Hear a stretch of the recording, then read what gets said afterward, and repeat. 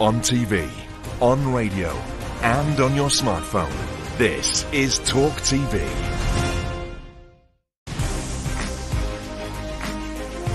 From London, this is Piers Morgan Uncensored.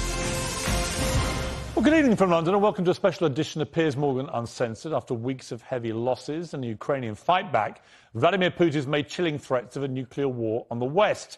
Unsurprisingly, it's dominated talks at the UN Assembly in New York this week, and Prime Minister Liz Truss made backing Ukraine one of her top priorities.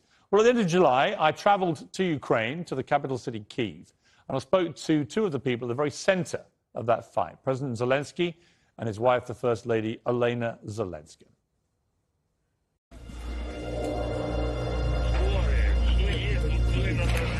Piers Morgan Uncensored in Kyiv, Ukraine. And tonight, a world-exclusive interview with two of the most iconic people in the world right now, President Volodymyr Zelensky and his wife, the First Lady of Ukraine, Olena Zelenska. Mr. President.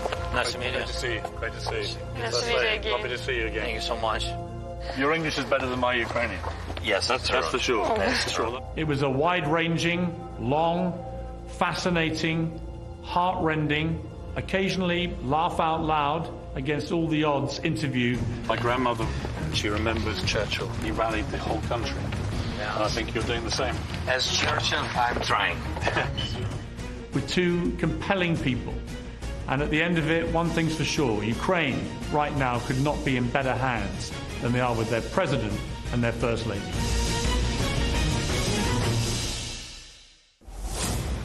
Mr. President, First Lady, thank you both very much indeed for taking this time to sit down with me. I greatly appreciate it. How are you both doing? How are you coping with this? How are you doing? How are you doing? Якщо я можу сказати. Well, if I may say so, to be honest, I have this feeling as if it were one day.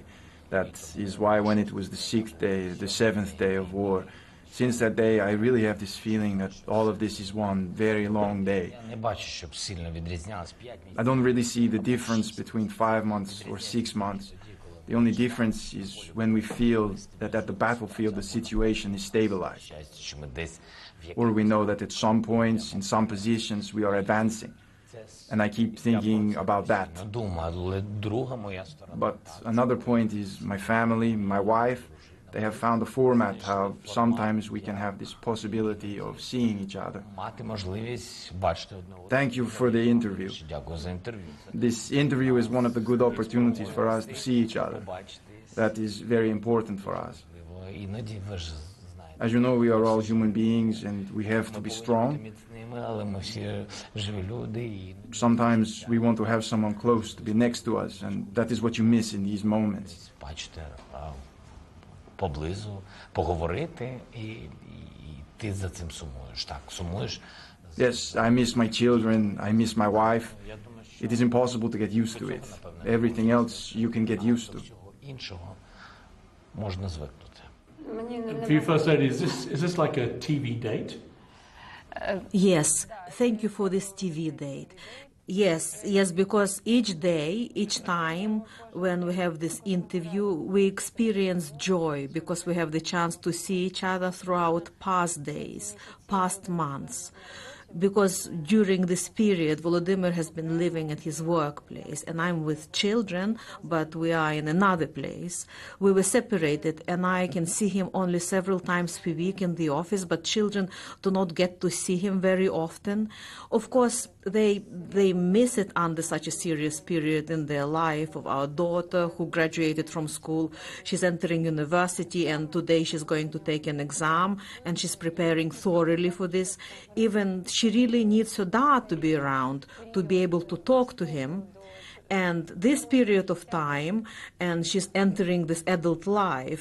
So it's important to make sure that there's such a smooth transition for her, but unfortunately there's something we cannot afford. And what is supportive, what helps us, you understand that you are not alone. All of the Ukrainian people are in this situation. Too many are separated, and all of us are waiting for our victory and waiting for normal life, to be reunited again and just to lead normal lives like ordinary people live. The only thing that I could add here is that I absolutely agree with Olena. I think that for those people who are in occupied territories, it's much more difficult, and this is something one cannot get used to, actually. Ось до таких речей. So we have to try our best to make sure we can deoccupy these territories, and at least to save the lives of these people and to make sure that there is still hope for them. Цих людей не втратити їх. These kind of situations, they can make or break a marriage. Is your marriage stronger, do you think, because of what you've gone through in the last few months? What do you think? Are you sure But that I have to begin to answer?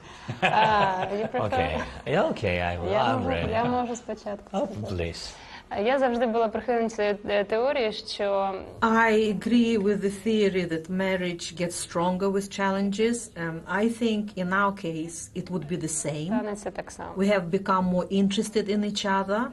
I think in our case it will be the same story. І одне одному We have got something else to say to each other. Я дуже хочу, щоб That is why I want this challenge to make us more united. знало ще більше. What do you think about it? My answer wouldn't be different. You should have your own opinion about it. Of course, I have my own opinions, and when you're next to me, your opinion has priority. But I'm interested to hear what you have to say. Що Well, what I can say is that I didn't have any other experience, actually, нас, because I have only one wife, and I'm happy. Yes, that's the right answer. It is, yes. you see, I am happy to have this setup. I am happy that in my life I have got one wife, one love, and one family. і I never got any feeling that there was anything wrong with us or in our relationship. є різні And I probably, well, it is how it is. в сім'ях в різні роки. Я Probably there are different moments in families and marriages and different points. не те з нами, щось не те в наших відносинах, що Or maybe do you feel unhappy with me sometimes? Not with you, but without you, I'm very unhappy. Yes, right you are. і тому, але тому That is why I can't notice any big changes. The war is making our relationship stronger. What is nice? це точно. What is so nice, I think, is that your relationship was founded on humour, comedy. You wrote comedy scripts, you were writing and performing. And I was going to ask you later in the interview if you'd had any chance to even laugh together.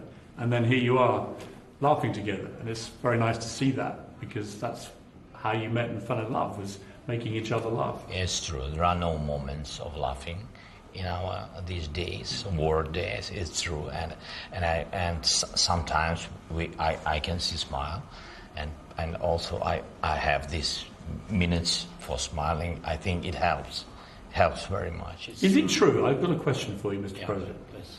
Is it true that you met at high school? You were high school sweethearts.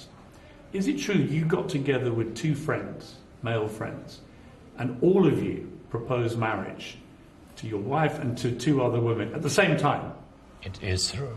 It was, yes.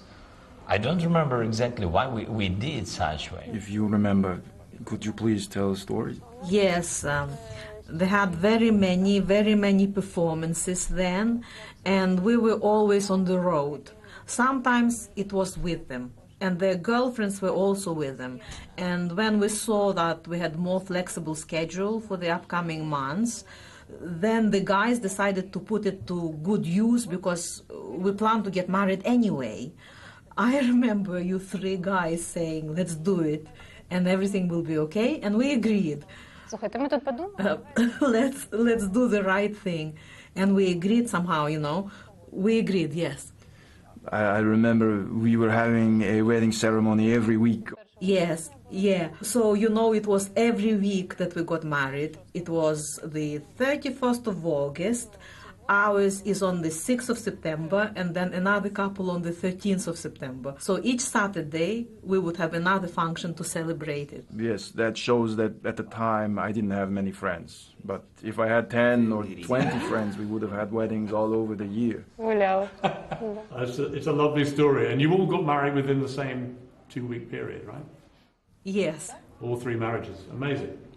Mr. President, Головне, щоб не було Well, the most important thing is not to have divorces every week. We are managing. We are managing? Yes, we are managing is not the right word. We are in love with each other, okay? Okay. Mr. President, when this war started, that awful night back in February, you appeared very soon afterwards and made a video address, which you put out on social media. And I remember watching it in real time and being very moved by it. And it was really your decision to stay here in Ukraine and to encourage the people of Ukraine to fight for their country. Some leaders might have left. What made you stay?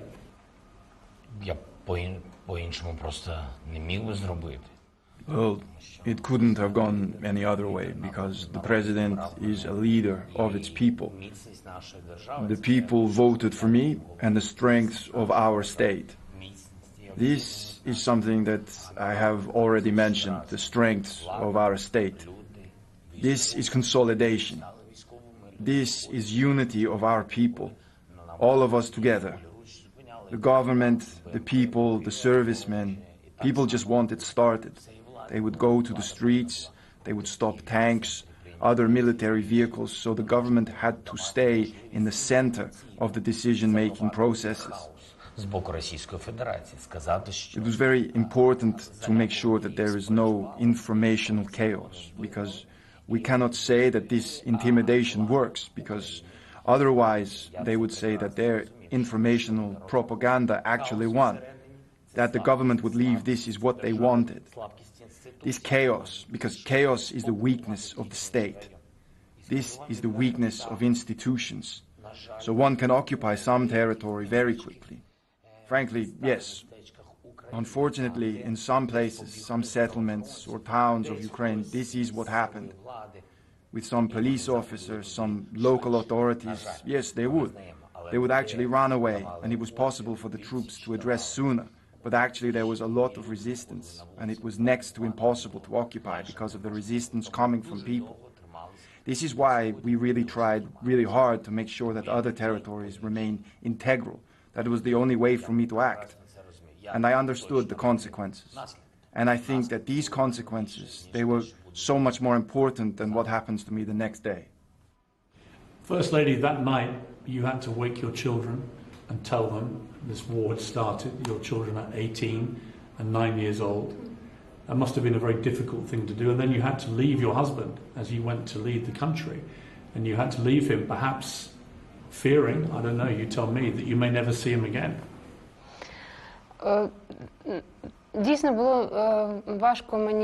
Yes, it was difficult. I was a little bit worried, actually, when I had to wake up the children to let them know that the war had begun and that we had to pack some stuff. But luckily, I didn't have to do that, because when I entered the room of my daughter, she was already awake and she understood everything, because, you know, social media, everything works so fast these days. I didn't see in her eyes any panic. She just asked me, what do we have to do now? And that was exactly the same question which I addressed to my husband. And what he told me was, wait, and I will tell you. I had some thoughts. Would it be possible for me to see him again? How long it's going to last? What happens next? The fear was there. But I try not to show it to the children that I was confused, that I was scared. And I was not really scared, but it was important for me to be in a cheerful mood, to keep talking to them, to smile to them. That is what I had to do, and after this very long day, believe me, my cheeks hurt because I had to smile so much and to be cheerful. And as Volodymyr just said, as for any Ukrainian, the 24th of February keeps repeating every day. You know, this is the 24th of February is a permanent condition in which we are living right now, as the circumstances are changing, but we're just waiting for one thing, when all of that is going to be all rolled back and we will be back to our normal lives. That is why I don't I wouldn't really want anyone in the whole world to endure these horrific days that we had to go through at the end of February. Yes, but we hope for better. 100%. Ми впевнені в майбутньому. Absolutely. Absolutely. We are sure about our future. We believe in peace. We believe in our victory. Так сталося, ми живемо в такий час. And I absolutely agree. Well, this is the way it is. We are living in these times. Social media, they work faster. They explain things faster than parents do sometimes. And we can say that it's not only about our children. We have children of war. They hear a lot about what's happening. They understand that this war made them more grown up, and there are very many important things which have to be explained by parents. Багато речей, принципових речей, які в звичайному житті батьки повинні пояснювати. Your son, I believe, he now wants to be a soldier. Yes, he wants. How do you feel about that? Я пишаюсь цим, я пишаюсь нашими Збройними силами. I am proud of that. I am proud of our army, and as a father, I would be proud if my son became a soldier. I can provide support for him. Постійно, я знаю, ходить військові. I know he is wearing military-style clothing. He's got quite a lot of weapons, not the kind of weapons we've got from our partners. Але тим не менше, він When готовий you've become- захищати. He's ready to protect his mother and our family. It must be strange for your children because you've become this international hero to many people. Incredibly famous, the whole world knows of you and is inspired by you. And yet to your children, you're just your dad. And they see you on television, I presume, and it's their father. Not this global thing. I hope I still father. Yeah. Used to. I'm still father for them, but Have you seen them at all да, ну, по-перше, Yes, at some point, there was the movement of my family to different places. It was important in terms of security of my family. важливі, і коли ми довгий And час it was not possible for us to communicate or to use any means of communication for some longer periods of time. в якийсь момент ми змогли мати такий At some point, it was possible for us to have an online date, and I saw my children. дітей, ми могли спілкуватися. How was that? Nice? Great. I'm proud of them, and they are proud of me, and it is such a delight because this is what it gets you through. This is what I can hear. First Lady, the world sees your husband as a hero. Is he your hero? Я... Maybe you want to answer without me. Да. Yes, I think it would be better. I think that I have already answered similar questions a couple of times already, and if each time I have to answer this question because of victory is getting closer and closer, I cannot make up any other answer. There's only one truth. I have always known that he's the most trustworthy person ever, and under this condition, this is something the world learned. And the same is true about our children. He has always been a champion for them, the best dad, the best person in our family. And right now, they're not really surprised. They take it as a test. They have this confidence and they support. I'm one of the best ones in our family. Yes, you're the one of the many best people in our family. But there's not many, as we don't really have a big family. Mr. President, having spent time with the First Lady of the summit all day, are you familiar with the phrase "punching above your weight"? Are you familiar with that phrase? It means you're very lucky. You're doing very well.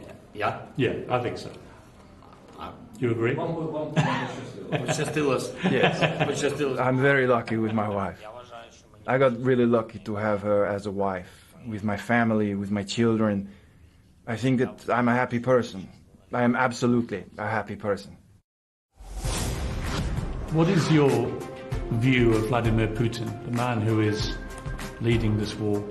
He is enemy number one in this war. It seems to me the scariest thing about it is that he is in fact sane, and he understands what he's doing. It is difficult to put it into words. Не зрозуміло, як можна It's not possible to understand how one crooked idea can throw the whole of mankind into the medieval ages. Я не знаю. I really don't have words.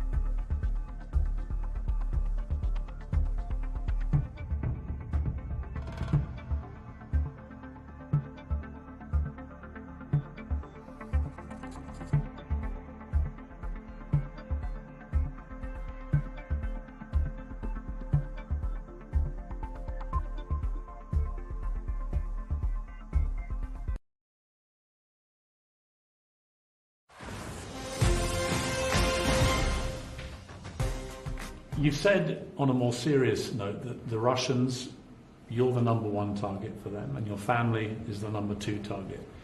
That must be a constant pressure for all of you.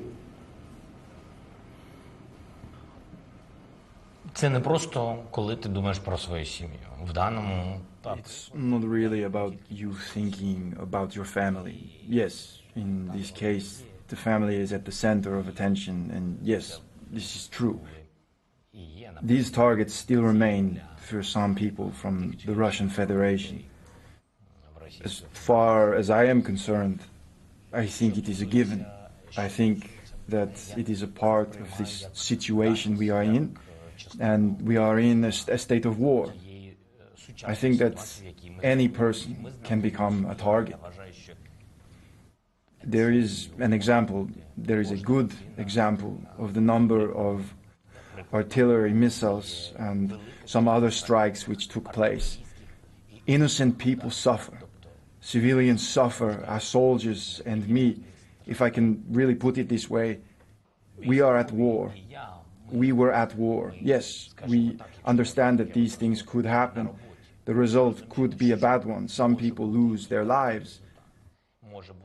But what about suffering of civilians, their families, common people? And the only thing they did was being a Ukrainian, because this is what it is for Ukrainian soldiers and politicians. That is why I think this is something which is unsettling. And First Lady, for you as a mother, to know that the Russians are targeting not just your husband as president, but you and potentially your children, your family, for any mother, that must be a terrifying thought. Я намагалась ніколи не думати про ці нумерації. I tried never to think about these numbers of targets, because when you think in terms of target number 1, target number 2, if you think too much into it, then you can become really paranoid. And yes, I understand I'm a mother like many other mothers in Ukraine. That is why all Ukrainians are targets number 2. And of course, it's all unpleasant feeling. I don't want to think that they want to do this to our family. I'm trying to push this kind of thoughts away. I can see that you can see what they did to civilians and what they're doing now in any part of our country.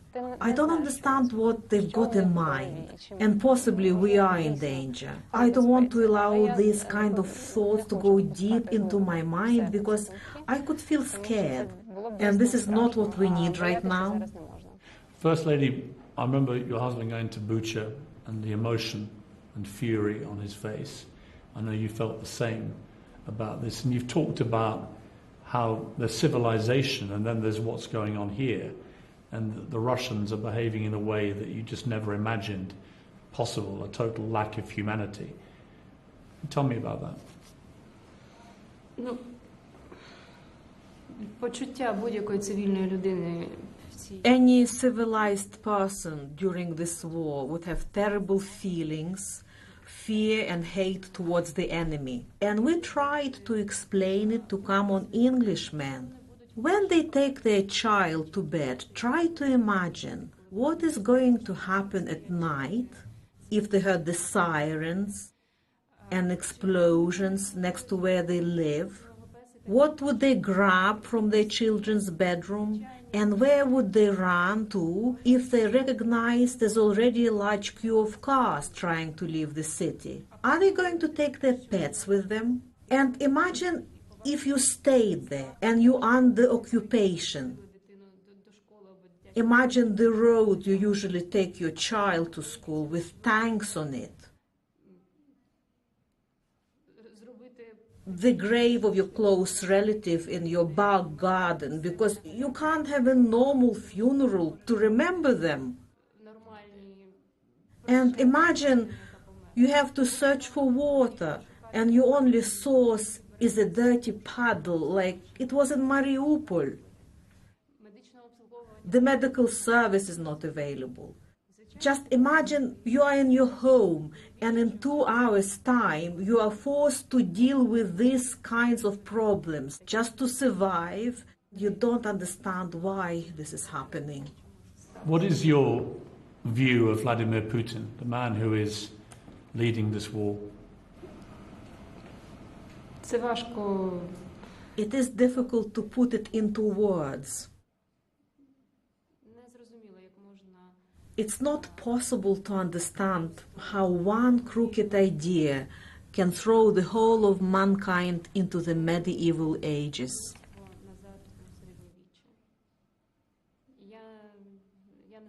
I really don't have words, and I really don't want to say anything aloud, because normal words don't exist to describe this. Mr. President, he is your enemy in this war. He's the leader of Russia. They've been doing despicable things to your people, bombing maternity hospitals, committing war crimes, no question, torturing people, murdering them. What is your view, your opinion of Vladimir Putin?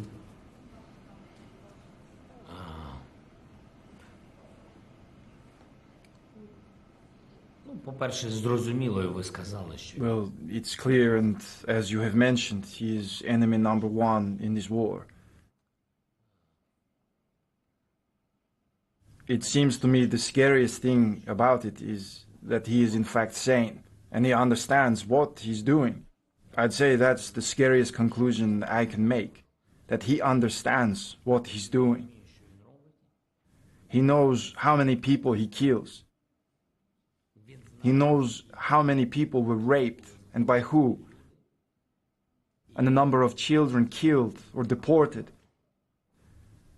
Therefore,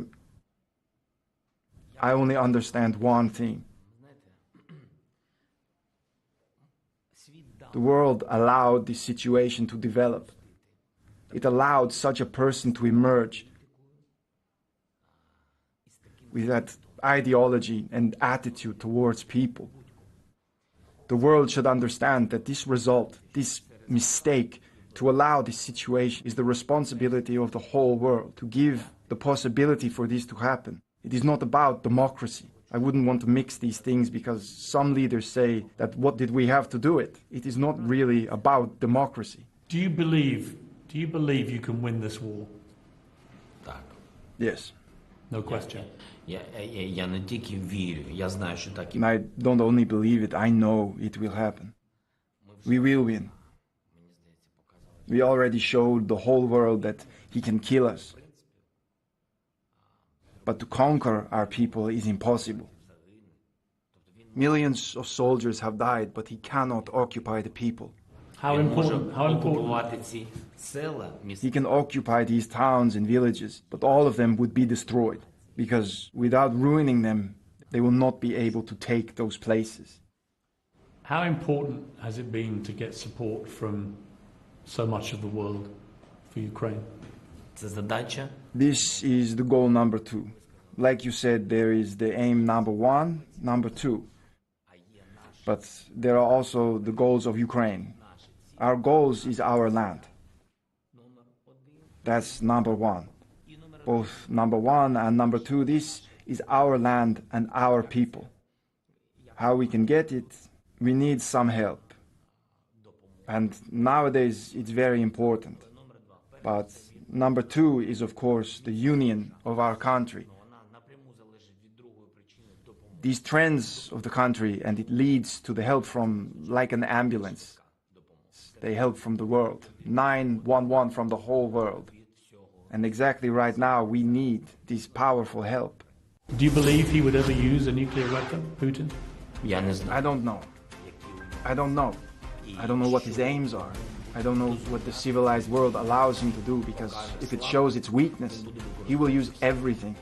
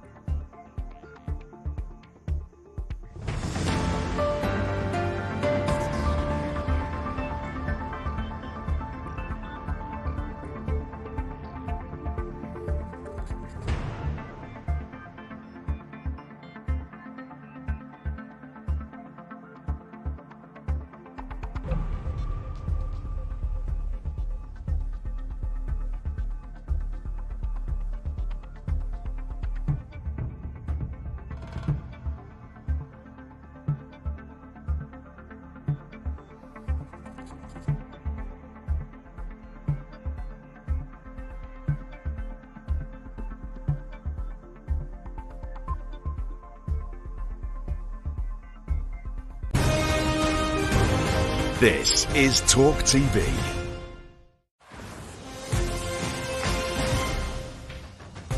The other argument that you will hear, and I'm sure you've heard it, is that Putin has all these nuclear weapons.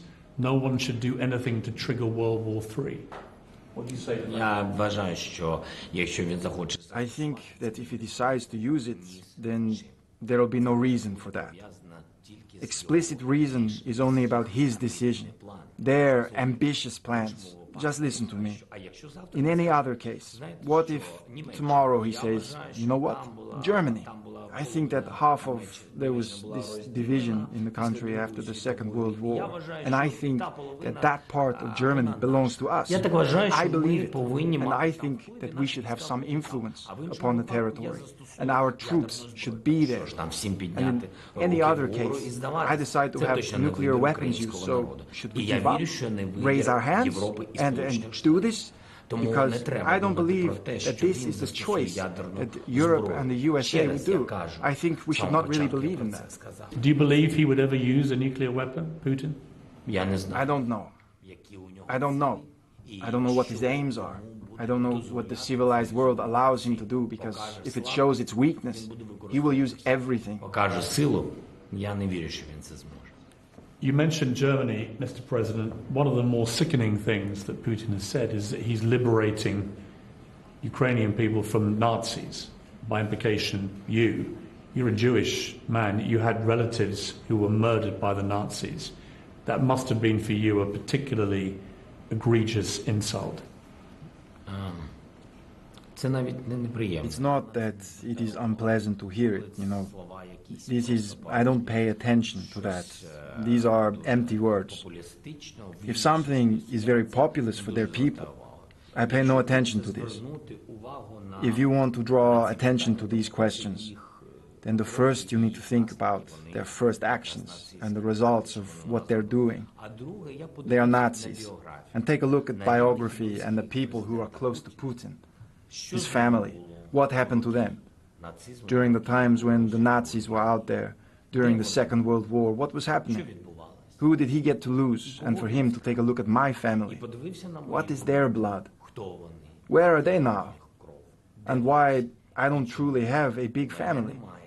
I mean, people who are still here, by the way, tortured by Nazis, what happened to his family? Were they under occupation, or they were not?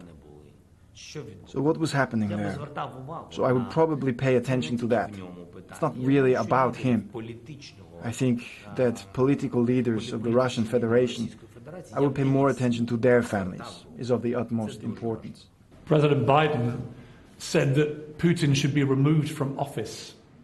Do you agree? I think that any war ends when you talk about diplomatic solutions, and the impression that I have is that the result of this diplomacy is the conversation between the Ukrainian part, with the presence of our partners, and the Russian Federation. And I think that this is the only model to talk with someone else, not the contemporary leader of the Russian Federation. Is there more America could be doing right now? They're so powerful, obviously, as a country. As the president of a country that is in a war, I can tell you that the help would not be sufficient until the war is over and until we win. So you understand me. A few times I've spoken with President Biden, and I told him about our people and about our country. I said, forgive me if I'm quite firm in my position. Maybe some things are not very diplomatic. But he gave me quite a dignified response, that he understands and he would do the same in my place. He would do the same thing. There are people in America, some on the Republican side in particular, who think that America shouldn't be spending all this money on a war here which has nothing to do with them. They think there are more important things in America, like inflation and so on, that they should be working on. What is your message to those Americans who do not think America should be as heavily involved? We are fighting for absolutely communal values that are universally understood. Some time ago, I responded that war doesn't have a distance. And the war in Ukraine is still the war against those values that are professed in the United States and in Europe.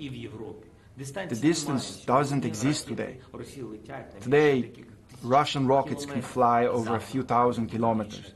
And tomorrow, they will have rockets that can cover tens of thousands of kilometers. What difference does it make? They kill civilians who do not agree with the politics of the president of Russia. So this war, here and now in Ukraine, and forgive me that I'm saying it so cynically, is for the safety of Europe. As long as we are resisting, the integrity of the United States will continue. Therefore, we are giving our lives for your values and the joint security of the world. Therefore, inflation is nothing. COVID is nothing. Ask those people who lost their children, their peace, their property at the beginning of the full-scale Russian invasion. Who is thinking about masks and COVID? Who is thinking about inflation? These things are secondary. The most important thing is to survive and preserve your life, family, and your country. Therefore, at the moment we are doing this job, but the West has to help us. First Lady, is it true that he didn't tell you that he was going to run for president? Well, he forgot. You forgot? You forgot to tell your wife you're running for president? Yes, but I see. Wait a minute, you found out on TV? Really? Mr. President, really? You announced it on television before you told your wife?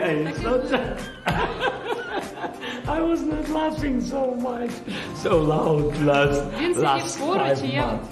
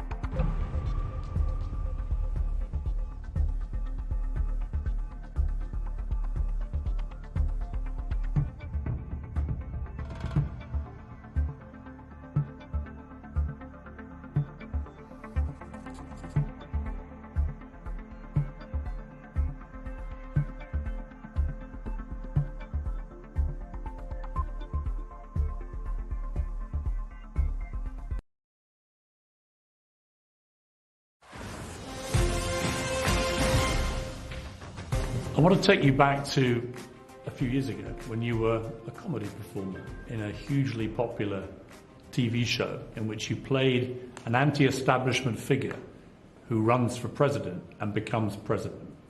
And then you actually run for president in real life and you become president. It's a bit crazy when you say it like that. The question is that for many people it was surreal that you were playing a role in a comedy show as someone who becomes president and then you become the real president. Well, it is a reality. This is the reality which we're all living now. To be honest, I am proud of the fact that this is how it happened. I'm proud of being the president of Ukraine, that people voted for me. It is a reality, and about this surreal thing, I think it's more about what is actually happening with our neighbors. For very many years, they lived alongside, and then they decided to attack us and to kill us. I think it is way more surreal than this. First Lady, is it true that he didn't tell you that he was going to run for president? Say it true. Say it true. Well, he forgot. You forgot? You forgot to tell your wife you're running for president? He understood that probably I wouldn't have been fond of this idea and that it would take a couple of hours of very difficult negotiations with me. That is why probably each day he was thinking that this is the day, that this is the moment, I should tell her, you know, but he kept postponing it. Then it was on TV. I saw his New Year's address. It was New Year's night and found out he was actually running. Wait a minute, you found out on TV?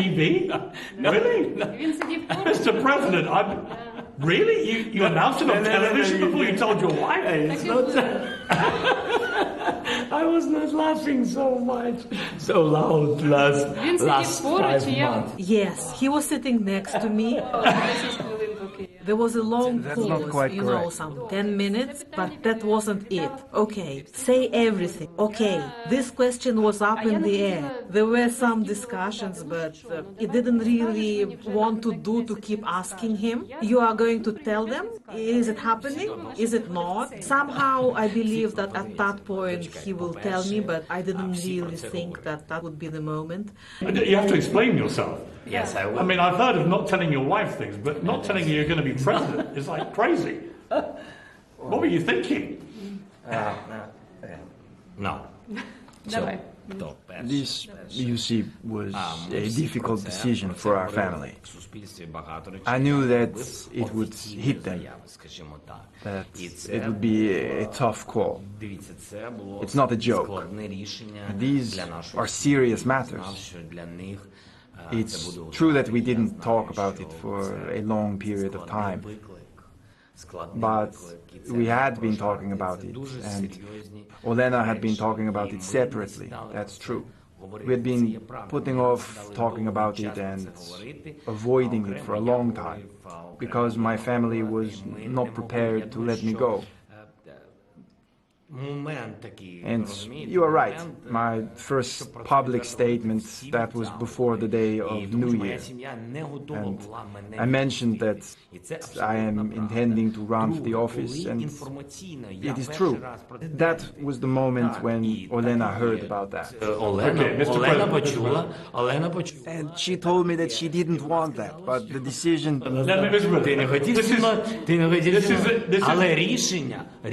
This is your opportunity to apologize to your wife. Okay, I'm sorry. Yes, he didn't propose on his knee, you know. Really? He didn't? No knee? He didn't propose on your knee? Well, that's, you know. Come on, down you go. Well, why not? Later. Do it later, when you apologize again. You were written off at the start of this war by the New York Times, called you an inept leader, unsuitable for war.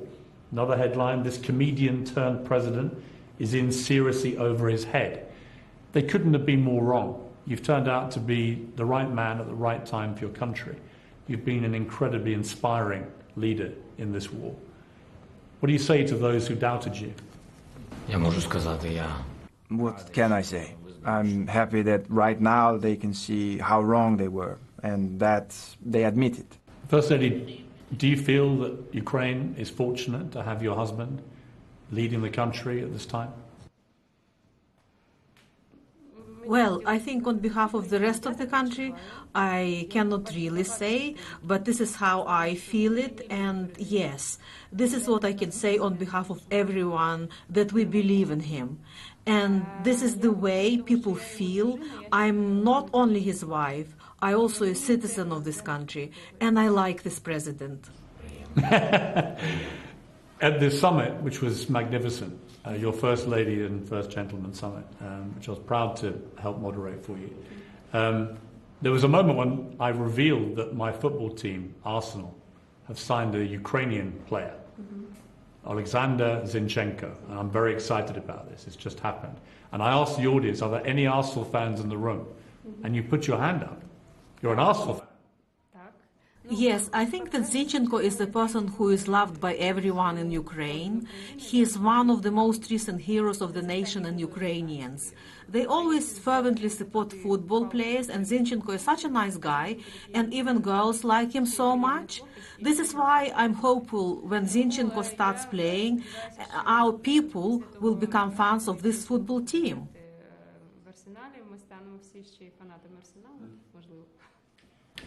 Mr. President, are you an Arsenal supporter? Yeah. Maybe there's some other footballers that you like? Let me explain. I know some of them personally. Let me explain why you should be. Because Arsenal is named after a weapons factory, which used to make weapons for the British Army and the Royal Navy. And our motto, the motto of the club, is in Latin, Victoria Concordia Crescit, which stands for victory through harmony. It's appropriate. Honestly, we are all fans of Zinchenko, as Olena has mentioned. Personally, I know very many great Ukrainian football players, so to be honest, they are doing a great thing. They are working really hard, they're well-known people, and they're helping us a lot. Shevchenko is a great person. I cannot say that I love Zinchenko over Shevchenko, because then Shevchenko will stop talking to me. And then I can do the opposite thing. There are so many of them. Believe me, there are some legendary figures. They took arms and they are on the front line. And we know some football players from other teams, from Dynamo. So, I mean that I'm a fan of football like any man in Ukraine. We've now established, thanks to the First Lady, you're all Arsenal supporters. And I actually have a gift for you, which I will give you after the interview, of Arsenal shirts for the President, for the First Lady, and for both of your children. Because we need your support, as we'll give you our support. Thank you both very much indeed for all the time that you've given me today. I think I speak on everyone's behalf in the United Kingdom when I salute you for the courage that you've shown, the inspiration you've shown the people here. We're all behind you. We need you to win this war. We understand the world needs you to win this war. Keep fighting. And I think the words I need to use are Slava Ukraini. Glory to the heroes. Thank you very much. Thank you very much. Thank you.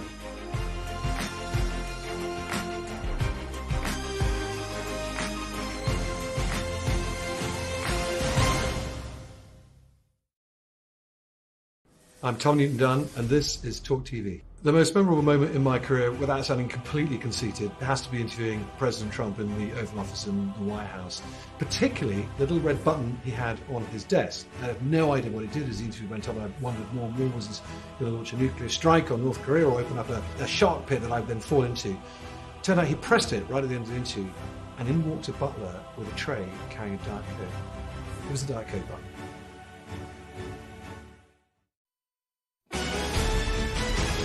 This is Talk TV News.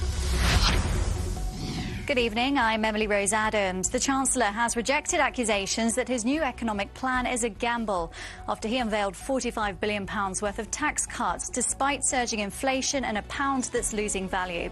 Kwasi Kwarteng's budget marks the biggest tax-cutting event since 1972 and a significant change in economic policy. The overhaul includes scrapping the top rate of income tax for the highest earners, bringing forward a cut in the basic rate and slashing stamp duty. The cap on bankers' bonuses has also been scrapped. Well, it's fair to say the shake-up hasn't gone down well with global investors. Sterling, bonds and share values have fallen sharply. The pound dropped more than 3% against the dollar today to $1.09, the lowest since the 1980s. That's all for now. We'll have more after the talk.